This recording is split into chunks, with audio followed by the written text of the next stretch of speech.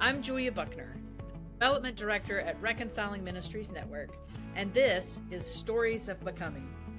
Our guest today is Laura Young. She's a deaconess from the Texas Annual Conference, appointed to Reconciling Ministries Network, and she's been working with us since 2007. Let's get into it.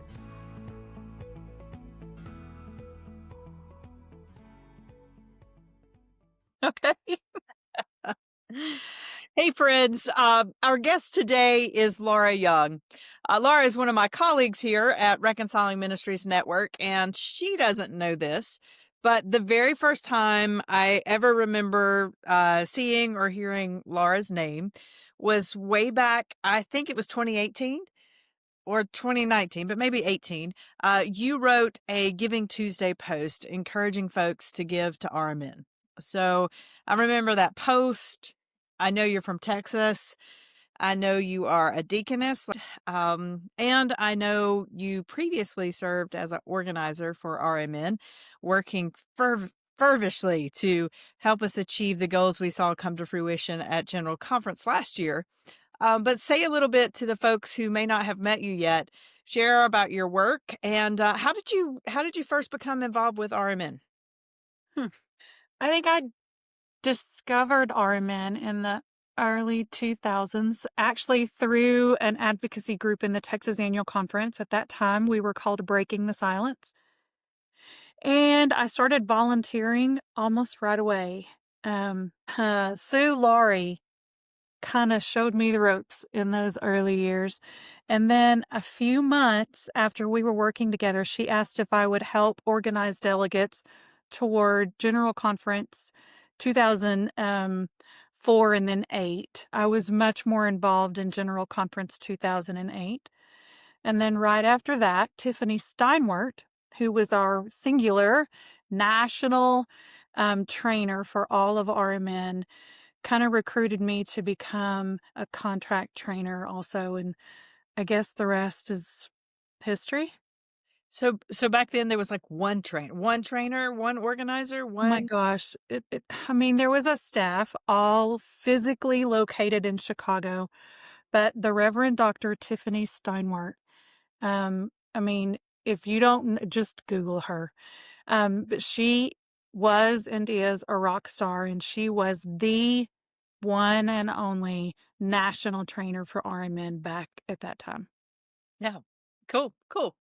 So I think one of the things that came out of a conversation we had today was about our shared love for organizing and listening to you tell the tales of organizing the United Methodist Church to get this vote accomplished or to get these certain delegates in the right speaking position for the podium and the microphone and so forth.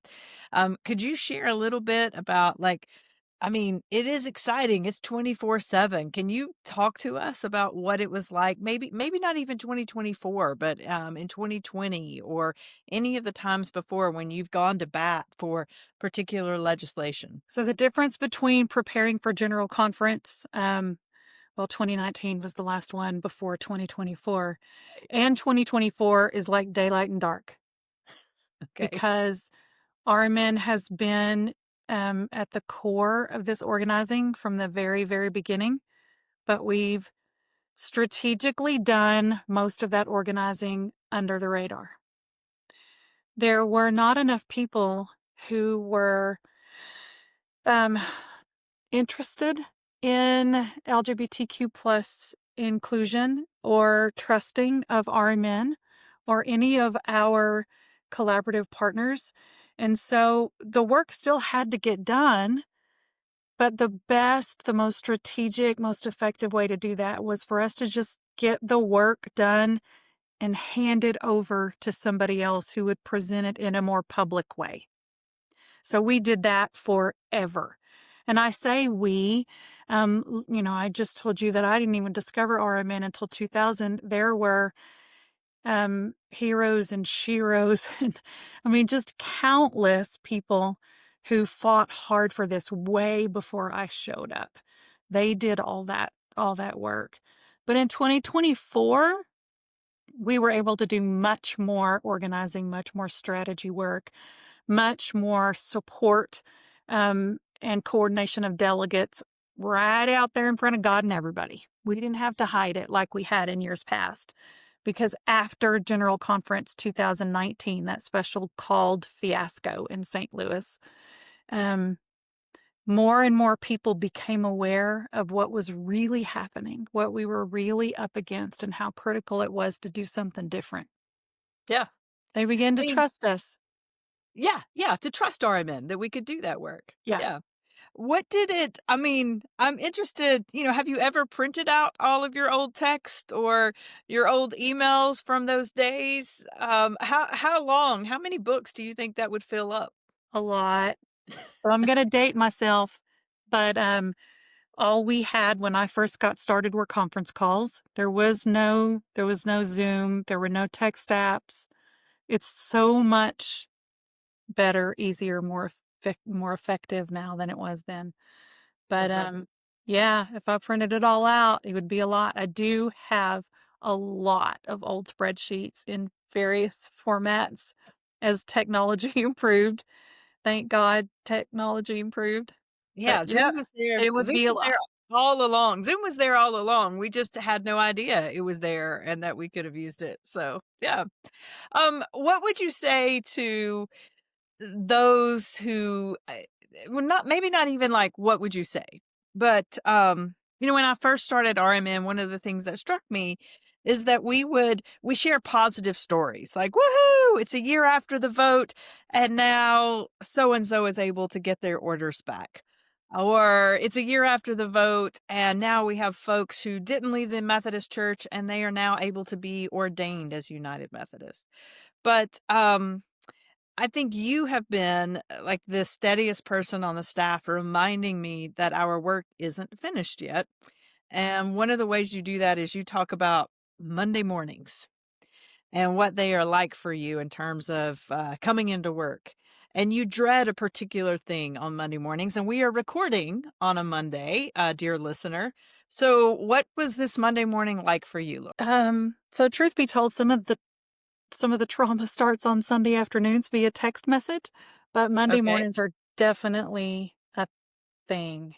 Um, Opening my email is like an enter at your own risk sort of situation. Yeah, say more. Uh, Let me start by saying that not all of my emails are awful. Some of them are amazing. Some of the emails I open on Monday mornings are the results of, say, a reconciling vote. Often those votes take place among a congregation or a Sunday school class on Sunday, and so I get to open that really, really good news. But um, our folks gather every Sunday, Sunday morning, Sunday afternoons, whatever the rhythm of their local church is, and news is shared, conversations take place, and harm is done. Mhm. And so people get home from that experience and they send an email asking for support of some kind, a listening ear, or they need help, they need advocacy, they need a conversation partner, advice, somebody to go to bat for them. Mhm. And it's really lopsided.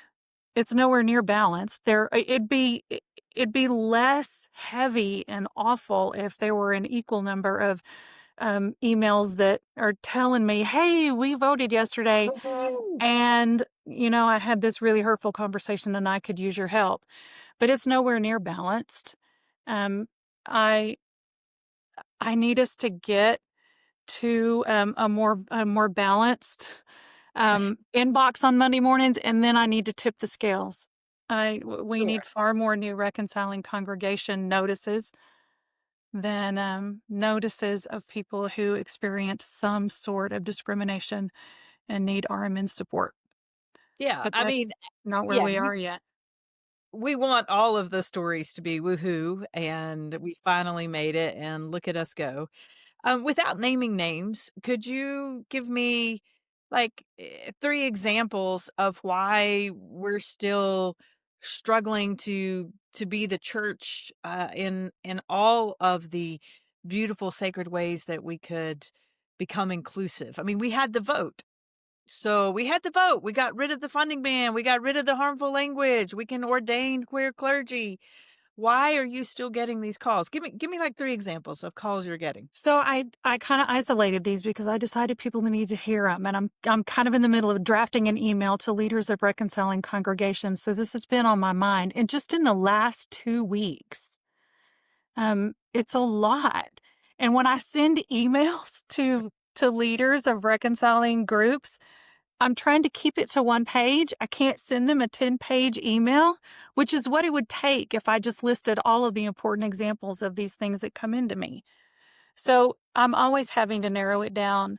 Um, one of Okay, one just of the 3. folks I'm listening to, uh, working with right now is about same gender weddings.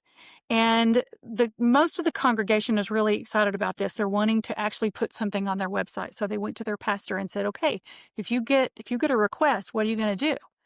And the pastor is unwilling to make a decision. The pastor is struggling. The pastor knows that the congregation is not of one mind.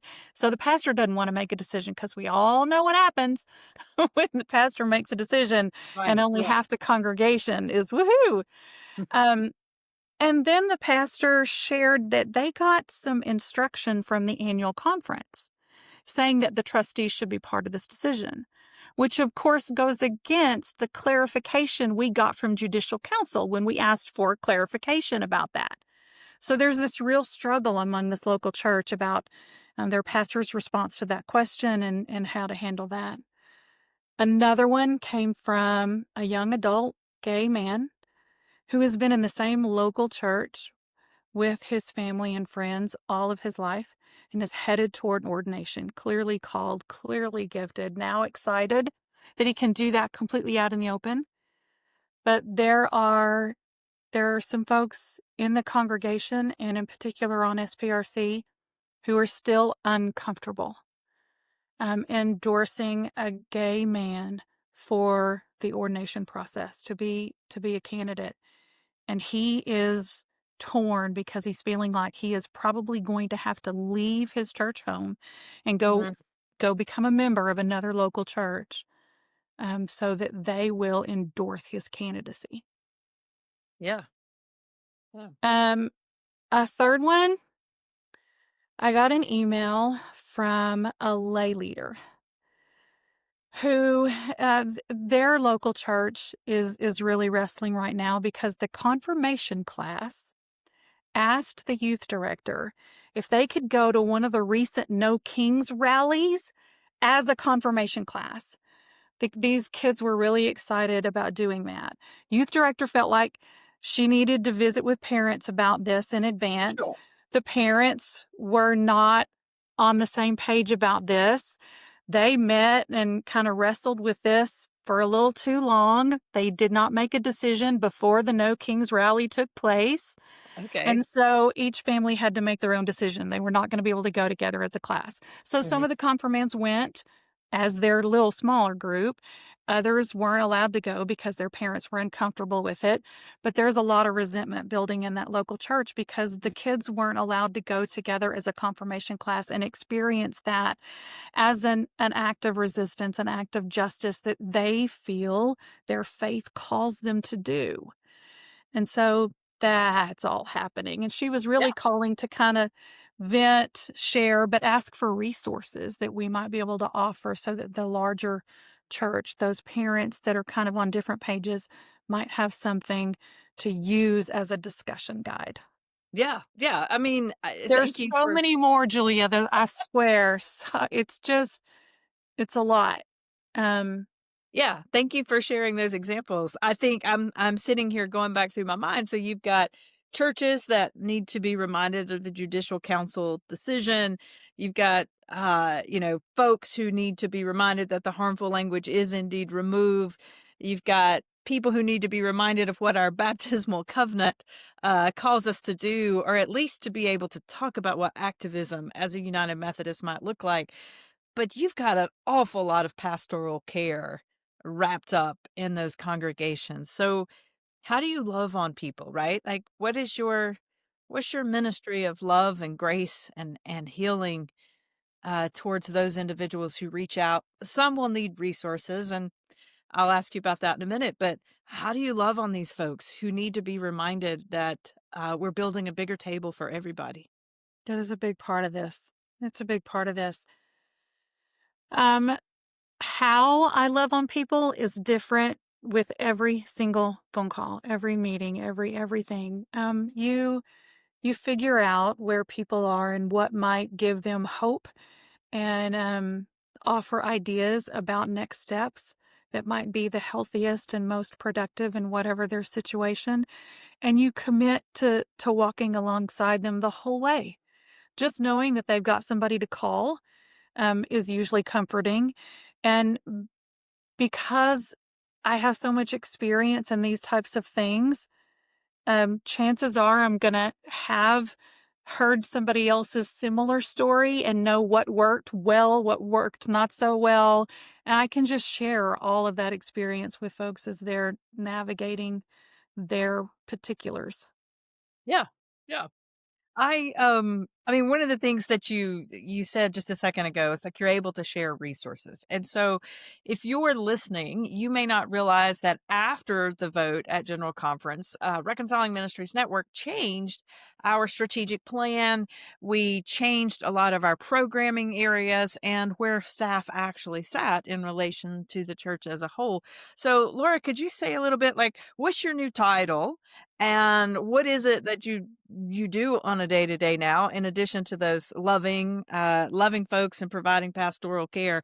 But in particular, as you're talking about that, what are the resources that we have now that might be meaningful and helpful to those churches going through and churches and families going through those moments that you just told me about? My new role and title.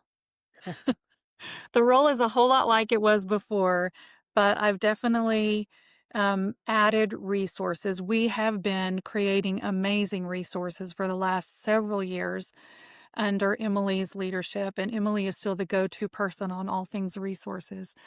But I am working a little more with resources than I was before because this is a different day. It's not a new day, but it is a different day, and we're trying to meet the obvious needs, but also anticipate upcoming needs and get ahead of that stuff.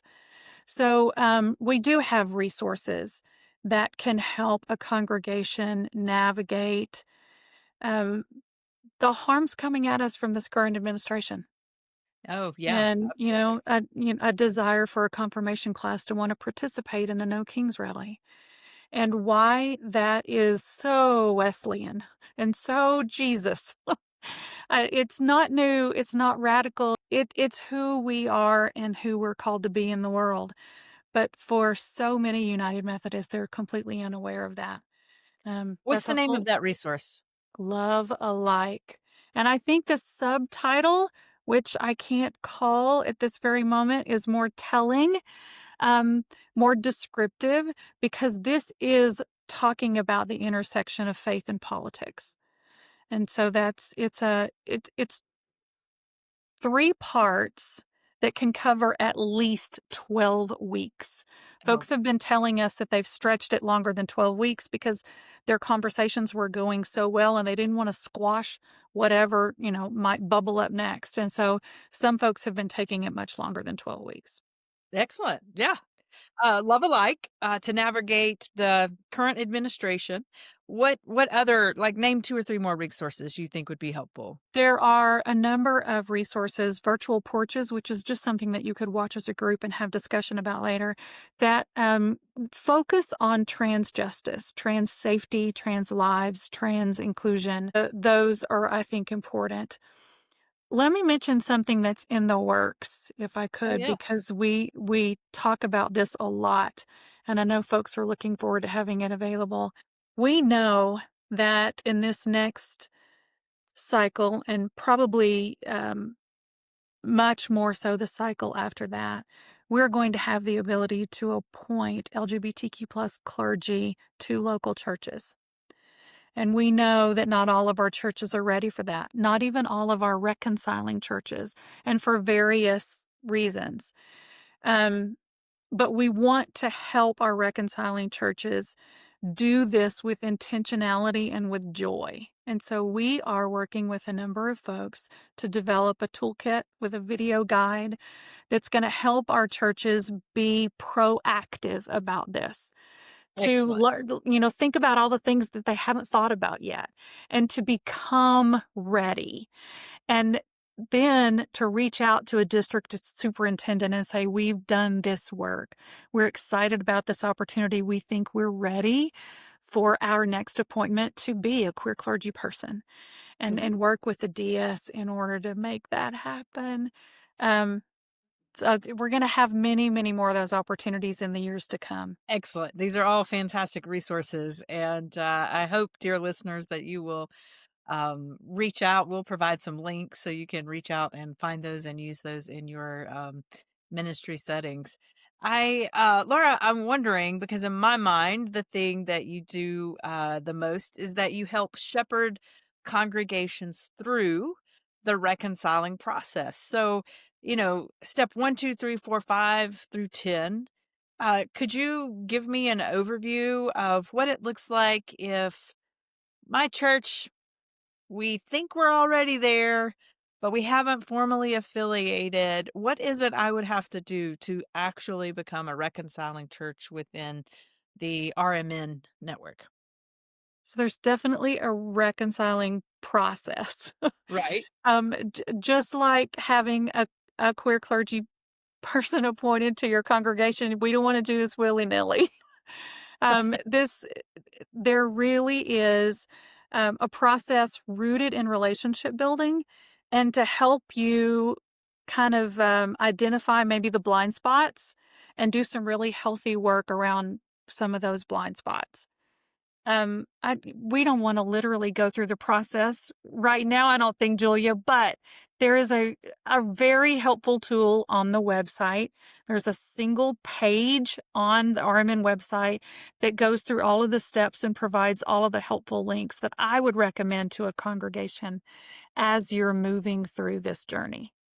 Excellent. Yeah, we'll take a look at that. I think one of the conversations I had with Helen Ride was about how some churches believe they're already there.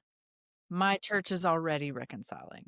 I don't need to sign up with RMN. And yet, Helen gave me this little sheet, right? And I was like, well, my church doesn't do that. And my church isn't doing that yet. Could you name and describe what church looks like when it is fully reconciling? I'm thinking that resource was probably the stages of inclusion. Probably. There's Yeah. a short version and a long version, and that is a very helpful tool. It is not uncommon for us to hear phrases like, we're already reconciling in our hearts, in nature, and this sort of thing. So why do we need to make this official? I think moving through this process will help churches and small groups as well recognize that there are really important things that they have just never considered. And it's much better to be thorough and to truly be a safe and affirming place for LGBTQ plus folks than to think you are with the best of intentions and self-awareness, think you are, but there are some critical areas that you just haven't considered, and you could unintentionally cause harm to some of our friends, and it's not worth it to take that risk.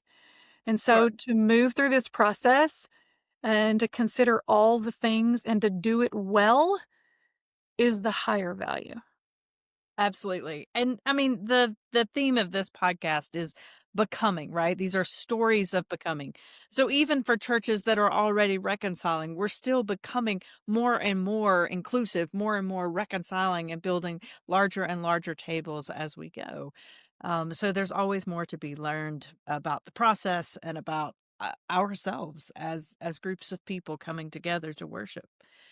Laura, what is the one thing that brings you joy right now? We have an administration that's interesting to say the least. You get to open up those Monday emails, which are sometimes full of very difficult stories. You get to shepherd people through the reconciling process.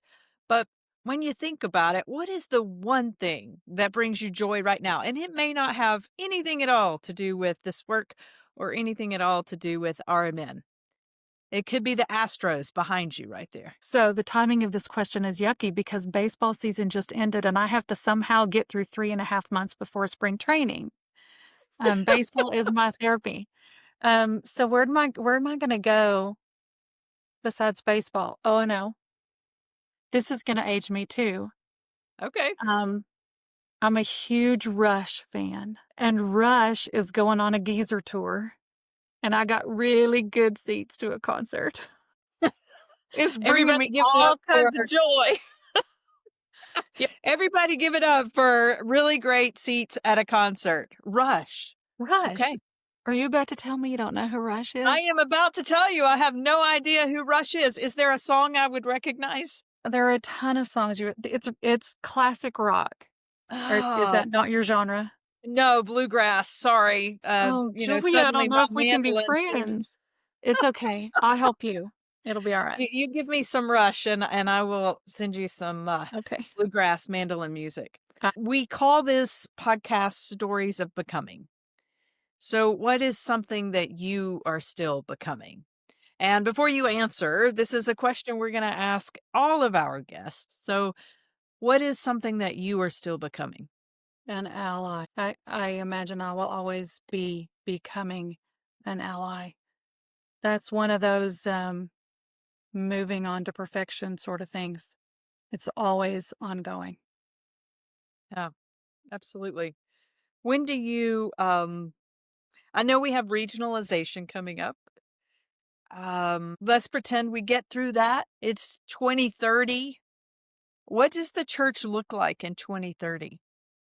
I mean, in just 5 years from now, we will have had, let's assume that we get regionalization. We will have had one more general conference and hopefully one, perhaps two regional gatherings. But Right? we're still going to be building this thing. That work, of course, is already underway, but we're doing something we've never done before. We're doing something nobody has ever done before.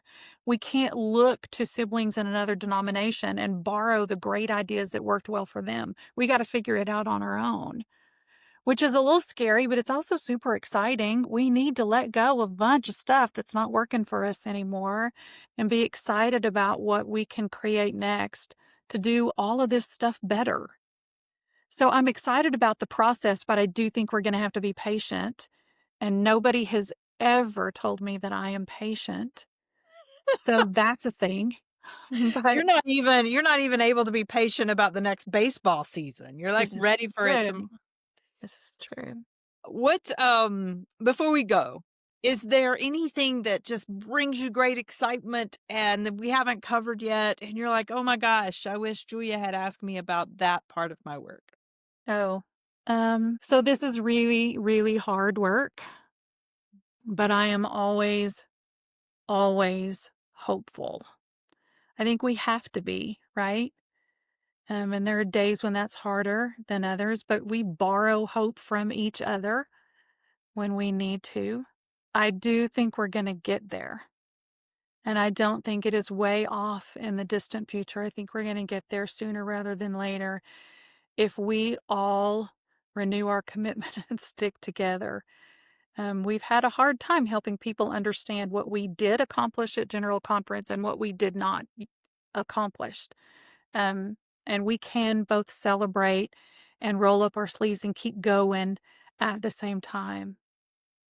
Someone once told me that my superpower was stubbornness.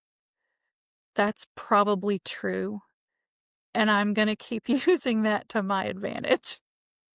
Awesome. I'm excited to be in a church that is still becoming, and I am excited to stand beside you and your stubborn superpower to help it become ever more inclusive as we go. So thank you so much for joining me today. I'll be sure to include links for all the resources you mentioned, and thank you. Thanks, Julia. Bye. Stories of Becoming is a production of Reconciling Ministries Network, a community of United Methodists working to make justice and affirmation a lived reality in every congregation. To learn more or support the movement, visit rmnetwork.org/donate. And be sure to check our show notes for all the resources we mentioned in today's episode. Thanks for listening and for helping us fuel the movement.